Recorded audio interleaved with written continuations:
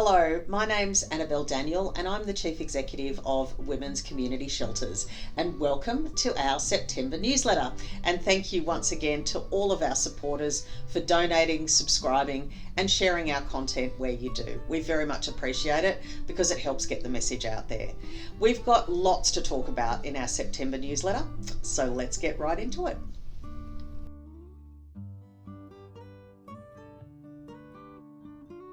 The first thing was that this month I actually had the opportunity to find a bit of time to write an op-ed. And one of the things that I wanted to talk about was something that we haven't really talked a lot about in the domestic and family violence space, and it relates to coercive control, which is the pattern of behaviours that sits behind most domestic and family violence. And what became really clear to me over the last 6 months or so with a lot of interactions I've had with victim survivors is the degree to which some people who use abuse actually manipulate a survivor's sleep to keep them in a state of debility and under control. And that can include things like waking them up repeatedly during the night, or refusing to let them go to sleep, or insisting on particular conditions for sleep.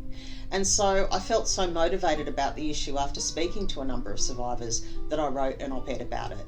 And so that's linked down below, and there's also one that's just come out this week as well. So it's being talked about a little bit. It's so important that we note this issue of sleep abuse as part of coercive control, and particularly as part of a pattern of behaviour, given that it is criminalised in New South Wales now. So check out the article down below if you're interested.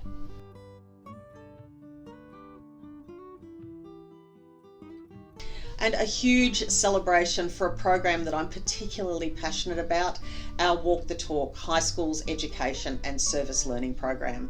And to that end, I'd like to say a huge shout out to our Director of Education and Special Projects, Danielle Miller, and her team, Jack Ellis and Julia Fleming from WCS, who do the most amazing work in getting this program out there and liaising with schools.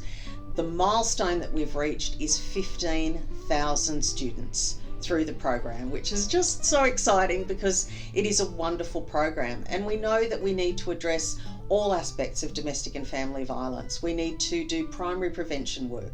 We need to do early intervention work. We need to do crisis response and recovery.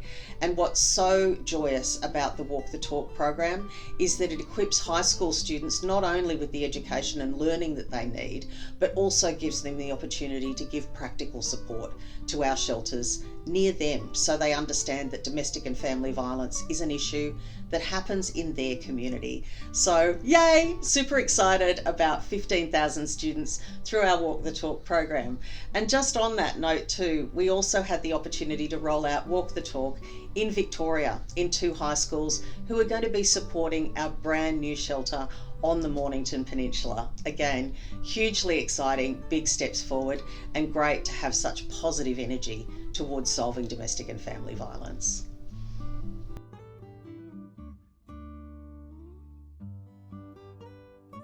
Last week, the staff from Women's Community Shelters had the opportunity to attend the Domestic Violence New South Wales Conference. Domestic Violence New South Wales is the peak body for domestic and family violence services across New South Wales, and it's my enormous privilege to chair that organisation as well as being a member of it.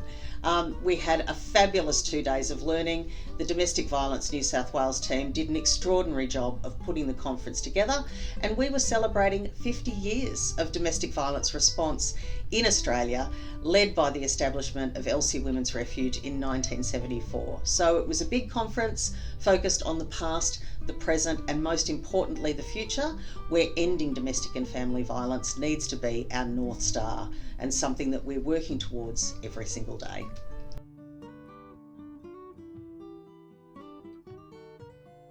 Coming up this Saturday, the 28th of September, we have an amazing collaboration with Lorna Jane and Parkrun.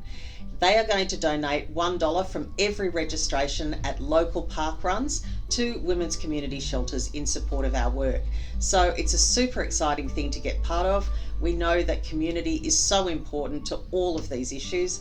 If you'd like to get behind it, please check out the details down below.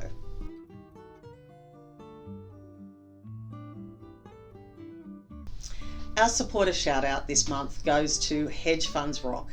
Thank you so much for the events you put on annually to help support women's community shelters and our programs. It's fantastic that so many people come together and support wonderful charities like ours with your events. So thank you very much, and thanks to all of WCS supporters who've contributed prizes for the auction events.